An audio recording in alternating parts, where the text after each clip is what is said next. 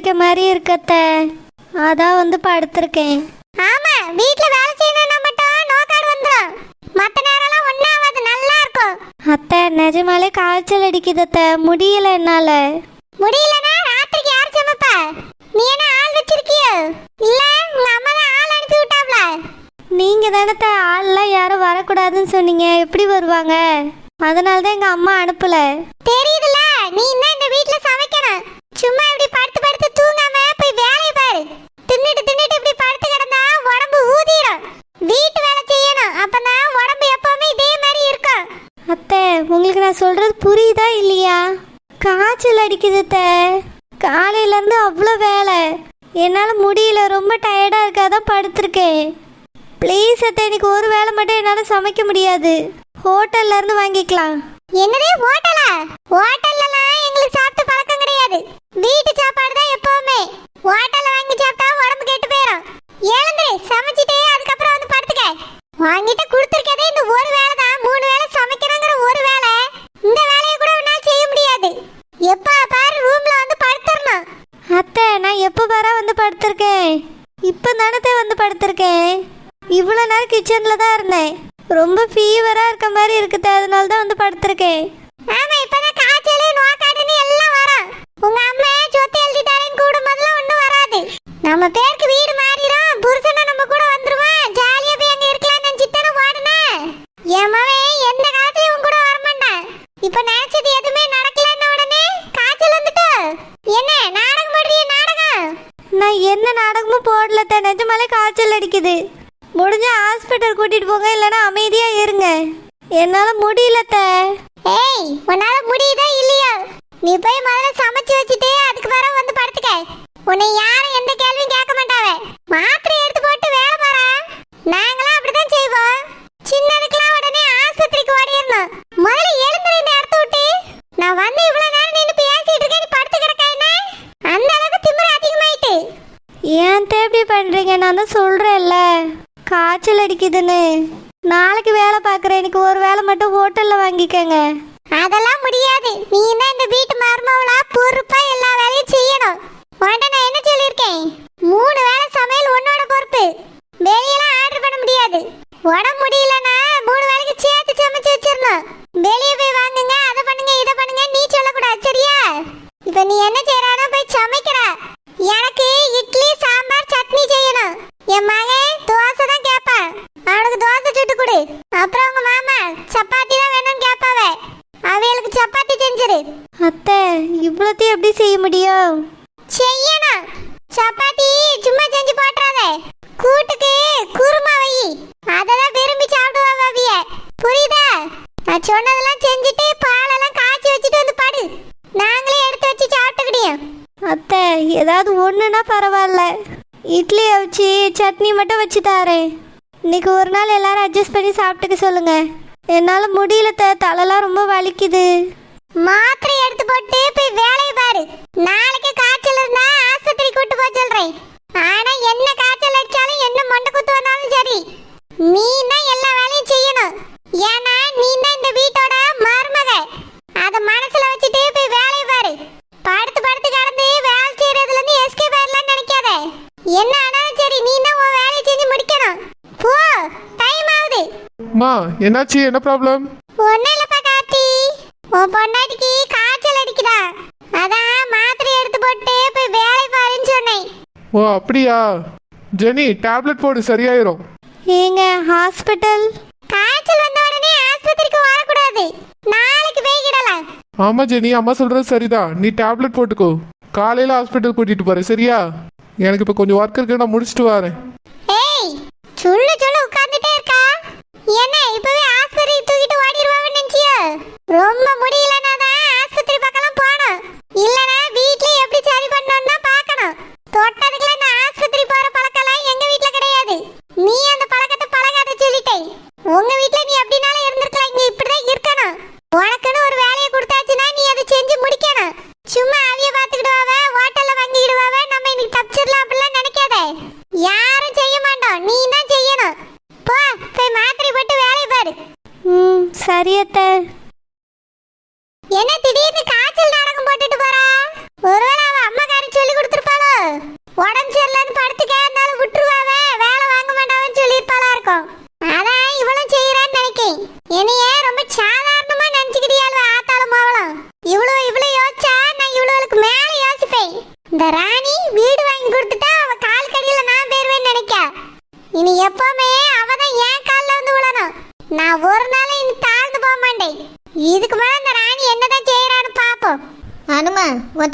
இன்னைக்கு ஒரு போன் போட்டு பேசுமா. அவங்க எப்படி இருக்கா, என்ன பண்ணியா, என்ன ஏதுன்னு கொஞ்சம் விசாரிச்சுட்டு சொல்லு. என்ன ஏதுன்னு ஒரு முடிவு எடுக்கணும். அத்தை அவ என்கிட்ட எப்பவுமே நான் நல்லா இருக்கேன் அப்படின்னு தான் சொல்லுவா, வேற எதுவுமே சொல்றது இல்லத்த. இல்லம்மா, உங்க அப்பா வந்து சொன்னால பிள்ளை ரொம்ப கஷ்டப்படுற அப்படின்னு ரொம்ப வருத்தப்பட்டுட்டு இருந்தான். அதான் அப்பா இப்படி சொன்னாவளே, என்னாச்சு என்ன ஏதுன்னு கேளு கொஞ்சம். நீ ஏன் கேட்குற மாதிரி கேளு, நான் சொன்னேன்னு கேட்காத. சரி அத்தை. அனு ஸ்பீக்கர்ல போடுமா. சரி அத்தை. ஹலோ அக்கா. ஏய் ஜெனி, என்னாச்சு? எதுக்கு இப்படி அழுதுட்டு இருக்க? என்ன பிரச்சனை? இங்க எனக்கு ஒரே டார்ச்சரா இருக்குக்கா. எப்ப பாரு வேலை செய்ய சொல்றாங்க. அது மட்டும் இல்ல, இப்ப எனக்கு காய்ச்சல் அடிக்குது, எதுவும் செய்ய முடியாதுன்னு சொன்னேன். மாத்திரை எடுத்து போட்டுட்டு போய் வேலையை பாருன்னு சொல்றாங்கக்கா. அத்தை நல்லவங்களே இல்ல, என் புருஷனையும் அப்படி மாத்தி வச்சிருக்காங்க. 2 பேரும் சேர்ந்து என்னைய ரொம்ப டார்ச்சர் பண்ணியாங்கக்கா. என்னென்னமோ சொல்றாங்க. எனக்கு இங்க இருக்கவே பிடிக்கலக்கா. வர வர அம்மாட்ட சொன்னாலும் புரிஞ்சிக்க மாட்டாங்க. இப்ப எனக்கு என்ன பண்றதுன்னே தெரியல. ஏய் ஜெனி, நீ எதுக்கு இத்தனால என்கிட்ட எதுவுமே சொல்லவே இல்ல? இன்னைக்கு இப்படி அழுற? ஃபர்ஸ்டே என்கிட்ட சொல்லியிருக்கலாம்ல, நாங்க ஏதாவது பண்ணிருப்போம்ல. அக்கா, நான் அவங்க சமையல் கத்துக்கணும்னு சொல்லிட்டு இப்படிலாம் செய்யறாங்களோன்னு நினைச்சேன். ஆனா இனிய ரொம்ப வேலை வாங்குறாங்க, வேலைக்காரியோட மோசமா வேலை வாங்குறாங்க. இந்த விஷயம் அப்பா அம்மா எல்லாருக்கும் தெரியும். அவங்களாலேயே அவங்கள ஒன்றும் பண்ண முடியல. அத்தை எது சொன்னாலும் கேட்க மாட்றாங்க. வேணும்னே பழி வாங்குற மாதிரியே பண்றாங்க, பேசுறாங்க. அப்பா அம்மா வந்தாலும் மதிக்க மாட்றாங்கக்கா. அதனால தான் உங்ககிட்ட சொல்லி எது கஷ்டப்படுத்தணும்னு நான் உங்ககிட்ட இந்த விஷயத்தை பத்தி சொல்லவே இல்லை. சரி ஜெனி, அழாத. நாளைக்கு நாங்க வந்து பேசுறோம். வேண்டாம்க்கா, யார் வந்து பேசினாலும் அவங்க அவமானம் தான் படுத்துவாங்க. வான்னு கூட கேட்க மாட்டாங்க, மதிக்கவே மாட்டாங்கக்கா. நீங்க யாரும் வர வேண்டாம்.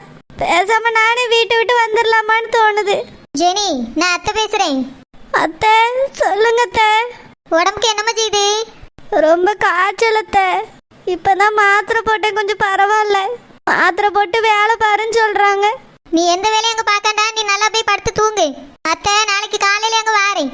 வேண்டாம் அத்தை, இவங்க மதிக்கவே மாட்டாங்க, பழி வாங்குற மாதிரியே பேசுவாங்க. நீங்களும் வந்து எனக்காக அவமானப்பட வேண்டாம். நீங்க அங்கேயே இருங்க அத்தை. நானே பேசாம இங்க இருந்து வந்துடலாமான்னு பாக்குறேன். வேண்டாமா, நீ அங்கிருந்து வந்தாதான் எல்லாருக்கும் கஷ்டமா இருக்கும். நீ அங்கே இரு, நாளைக்கு நானே அங்க வாரேன். நான் என்ன சொன்னாலும் நீ ஆமா நீ மட்டும் சொல்லு, அது போதும். அதே மீறி அவிய ஏதாவது கஷ்டப்படுத்தினவனா நானே உன்னை அந்த வீட்டை விட்டு இங்க கூட்டிட்டு வந்துடுறேன். புரியுதா ஜெனி? நாளைக்கு அத்தை வந்து நேர்ல பேசிக்கிடு. நீ எதை நினைச்சு கவலைப்படாத, சரியா? போய் படுத்து நிம்மதியா தூங்கு, ரெஸ்ட் எடு. எந்த வேலையும் செய்யாண்டா, நல்லா தூங்கி முழி. நான் காலையில வந்து உன் மாமியாட்ட பேசிக்கிடு. சரி அத்தை. சரிம்மா, அப்ப போன வை. எதுவா இருந்தாலும் போன் போடு, சரியா? சரி அத்தை. ஜெனி, நான் போனை வைக்கிறேன். உடம்ப பார்த்துக்க. அவங்க எந்த வேலை சொன்னாலும் செய்யாத. நீ ஏன் அவங்க வேலை சொன்னா செய்யறா? வேலைக்கு எங்கேயாவது போக வேண்டியதானே? வேலைக்கு போறேன்னு சொன்னாலும் விட மாட்டாங்கக்கா. உன் புருஷன் கூட சேர்ந்து ஆபீஸ்க்கு போக வேண்டியதானே? எங்கேயுமே விட மாட்டாங்கக்கா. அவரும் எங்கேயுமே கூட்டிட்டு போக மாட்டேங்கிறாரு. வீட்டுக்குள்ள அடைச்சு வச்ச மாதிரி இருக்கு. கேட்டா என்னென்னமோ சொல்றாங்கக்கா. என்ன பண்றதுன்னு எனக்கு புரியல. சரி ஜெனி, நீ கவலைப்படாத. நாளைக்கு அத்தை கூட சேர்ந்து நானும் வாரேன். போனை வைக்கட்டுமா? சரிக்கா. அத்தை, நாளைக்கு நீங்க போகும்போது உங்க கூட சேர்ந்து நானும் வாரேன். என்னையும் கூட்டிட்டு போங்க அத்தை. சரி அனு, நீ நான் நெட்ட மாதிரி 3 பேரும் போவோம். நான் அவங்க இவ்வளோ மோசமான ஆளா இருப்பாங்கன்னு நினைக்கவே இல்லை அத்தை. ஃபர்ஸ்ட் தான் அப்படி இருந்தாங்க, இப்போ நல்லவங்களா மாறிட்டாங்கன்னு நினைச்சேன். ஏன்னா என் கூட பேசும்போது கூட அன்பா பேசின மாதிரி தான் பேசினாங்க. ஆனா இப்போ தானே தெரியுது அவங்களோட சுயரூபமே. பாவம் ஜெனி அங்க போய் மாட்டிக்கிட்டா. எல்லாத்துக்கும் காரணம் உங்க அம்மா தான். அவிய நிம்மதியா இருக்காவ, அந்த பிள்ளை கிடந்து கஷ்டப்பட்டுட்டு கிடக்கு. யார் சொன்னாலும் கேட்க முடியாட்டாவ, அந்த வீட்டுல தான் போய் தலைகளை உழுவேன்னு விழுந்தாவ. இப்ப பாத்தியா அவ வாழ்க்கை எப்படி இருக்கு? நீ அத்தை, நிஜமாலே இந்த வாழ்க்கை எனக்கு கிடைக்க வேண்டியது. நான் தான் இவ்வளோ டார்ச்சரையும் அனுபவிச்சிருக்கணும். அதை நினைச்சு பார்க்கும்போது எனக்கு பயமா இருக்கத்த. நல்ல வேளை நான் தப்பிச்சிட்டேன். ஆனா ஜெனி மாட்டிக்கிட்டாத்த. அவளை எப்படியாவது நம்ம தான் காப்பாத்தணும். நீ கவலைப்படாத, ராசாத்தி நம்ம பாத்துக்கலாம். சரி அத்தை. என்னக்கா நீங்க இன்னைக்கு பீடி சுத்தலையோ? அதெல்லாம் பகல்ல எல்லா வேலையும் முடிச்சிட்டேன். ராத்திரியும் கடந்து மகன் சுத்த வேண்டாம், கொஞ்சம் ஃப்ரீயா இருக்கேன். உட்காந்து சுத்தி சுத்தி குறுக்கெல்லாம் வலிக்குது சுப்பா. அதான் ராத்திரி கொஞ்ச நேரம் ரெஸ்ட். காலையில தான் இப்ப நிறைய நேரம் இருக்குல்ல, அப்பதே எல்லா வேலையும் முடிச்சிருது. அப்படியாக்கா? ஆமா, அந்த பூங்கடி கடந்த பத்தியா? அப்பதான் ஒரே டார்ச்சர். அதை செய்யுங்க இதை செய்யுங்கன்னு வேலையை விட்டே கிடப்பா. இப்பதான் என் மாமியாருக்கு மண்டையில தேங்காய் விழுந்து எல்லாம் மறந்து போச்சே. அதனால அந்த வேலையை செய்யுமா இந்த வேலையை செய்யுமான்னு எதையுமே சொல்றதே கிடையாது. உன் இஷ்டத்துக்கு எந்த வேலையினாலும் எப்பனாலும் செய்யுமான்னு விட்டுருது. அதனால கடை நான் என் வேலையை முடிச்சிட்டு பீடி சுத்த உட்காந்துருவேன். நான் பாட்டுக்கு சுத்திக்கிட்டே இருப்பேனா. என் மாமியாரே அவியலுக்கு ஃபர்ஸ்டா சோறு போட்டு சாப்பிடுவாவ. எனக்கும் சோறு வேணுமான்னு கேட்டு அவியலே போட்டு தருவாவ. பரவாயில்லையே, இப்படி இல்லாம உங்க மாமியார் மாறிட்டாவே. ஆமா ஷில்பா, அது மட்டும் இல்ல, கை வலிக்கிற மாதிரி இருக்கு, காலையில சமைக்க முடியலன்னு சொன்னா அவியதான் பிள்ளைகளுக்கு துவாசியை சுட்டு சாம்பார் வச்சு கொடுத்தாவே. நல்லா வச்சிருக்காவ ஷில்பா. அப்படியேக்கா? ஆமா ஷில்பா, என் மாமியாருக்கு சமையல் எல்லாம் ஞாபகத்துல இருக்கு, ஆட்கள் எல்லாம் ஞாபகத்துல இருக்கு. ஆனா நல்லவியெல்லாம் மாறிட்டாவ. அதான் எப்படின்னு தெரியல, ரொம்ப ஆச்சரியமா இருக்கு ஷில்பா. ஏக்கா அதான் சொல்லியனே, எங்க அம்மா சொல்லுவாங்க மாமியார் ரொம்ப நல்ல குணம்னு. நீங்க தான் மாசம் மாசம் சொல்லுவீங்களா? நான் எங்க அம்மாட்ட போய் சொல்லுவேன் இப்படி பண்ணியாவளேன்னு. எங்க அம்மா சொல்லுவாவிய ரொம்ப நல்ல குணம், எப்படி இப்படி மாறினாவனே தெரியலன்னு சொல்லி புலம்புவா. அதான் இப்ப மண்டையில அடிபட்டதுல அந்த நல்ல குணம் வெளியே வந்துட்டுன்னு நினைக்கேன். இனி உங்களுக்கு பிரச்சனையே இல்லக்கா. ஆனா ஒண்ணு, அந்த மரத்து பக்கத்துல மட்டும் விட்டுறாதங்க. ஆமா ஷில்பா, இனி விட மாட்டேன். என் மாமியாரு இப்படியே இருக்கிறது எனக்கு சந்தோஷமா இருக்கு, நிம்மதியா இருக்கு தெரியுமா. இப்ப வீட்டுல இருக்கிறதுக்கு முந்தில எந்தாலையாவது வாடிடலாமான்னு தோணும். இப்ப என் மாமியாரு இப்படி மாறின உடனே எனக்கு ரொம்ப சந்தோஷமா இருக்கு. அவியலை நான் நல்லா பாத்துக்கிட்டியே, அவியலும் என்னையும் நல்லா பாத்துக்கிட்டியாவ. வேலை செய்ய முடிஞ்சா செய்யுமா, இல்லைன்னா செய்யாதுன்னு சொல்றாவ தெரியுமா. அப்படியாக்கா?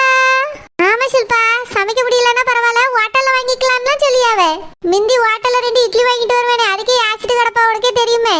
ஆமாக்கா, ஒரே ஏச்சாலா இருக்கும். இப்போ செய்ய முடியலன்னா விடுமா, ஹோட்டல்ல வாங்கி சாப்பிட்டுக்கிறலன்னு அவியலே சொல்லியாவ. அந்த அளவுக்கு என் மாமியார் மாறிட்டவ ஷில்பா.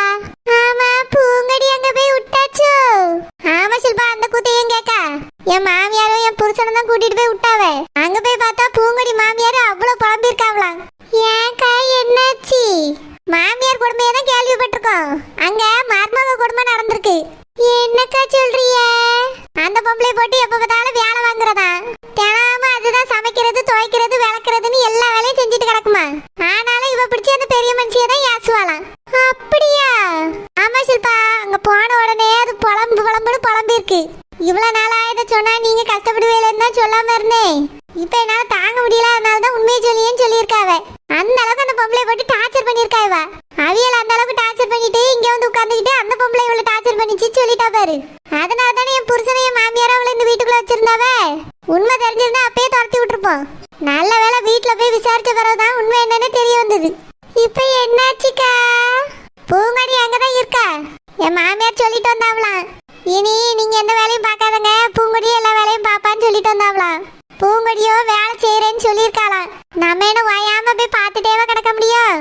அங்க என்ன நடக்கு இங்க என்ன நடக்குன்னு போக போக தான் தெரியும். இது கொஞ்சம் வித்தியாசமா தான்க்கா இருக்கு, மாமியார மருமவ டார்ச்சர் பண்ணியது. ஆமா ஷில்பா, நல்ல பொம்பளையா இருக்க போய் இவ்வளவு நாளா தாங்கிட்டு இருந்திருக்கு. ஒரு மாதிரி பட்ட மாமியாரா இருந்தா அவ்வளவுதான், அப்பதே அடிச்சு துரத்தி இருக்கோம் அவளை. ஆமா, இப்ப செடி பிள்ளைங்க எப்படி இருக்கு? அதை எங்க கேக்குறிய? பாவம், அந்த பிள்ளை வேதனைப்பட்டுட்டு கிடக்கு. ராணியக்கா வீடு வாங்கி கொடுத்தாவ, அந்த வீட்டுக்கும் போக முடியாம கிடக்கு. ஏன் என்னாச்சு? அந்த வீட்டுக்கு போறதா இருந்தா குடும்பத்தோட எல்லாரும் தான் போவாங்களாம். புருஷனையும் பொண்டாட்டிய மட்டும் தனியா அனுப்பி வைக்க மாட்டாங்களாம். அப்படியா? எப்படின்னு யார் சொன்னாவலாம்? ராசத்தியக்கோட மகன் தான் சொல்லியிருக்கான். நான் வந்தா எங்க அப்பா அம்மா என் தங்கச்சின்னு எல்லாரையும் கூட்டிட்டு தான் வருவேன், ஒத்தையில உன் கூட வந்து அந்த வீட்டுல எல்லாம் இருக்க மாட்டேன்னு சொல்லியிருக்கான். அதை நினைச்சு ரொம்ப வேதனைப்படுதுக்கா அந்த பிள்ளை. வர இப்ப அந்த பிள்ளைக்கு அந்த வீட்டுல இருக்கவே பிடிக்கல. ராசாத்தி பொம்பளை வாயாம சமையல்காரி வேலைக்காரி அப்படின்னு பேசுது. அந்த பிள்ளையோட அப்பா அம்மாவையும் மதிக்க மாட்டேங்கி என்கிட்ட சொல்லி ரொம்ப வேதனைப்பட்டுச்சுக்கா. நான் தான் சமாதானம் சொல்லி விட்டுட்டு வந்தேன். சரி, அந்த ராசாத்தி எப்பதான் திருந்துமோ தெரியல. உங்க மாமியார் தலையில தேங்காய் விழுந்த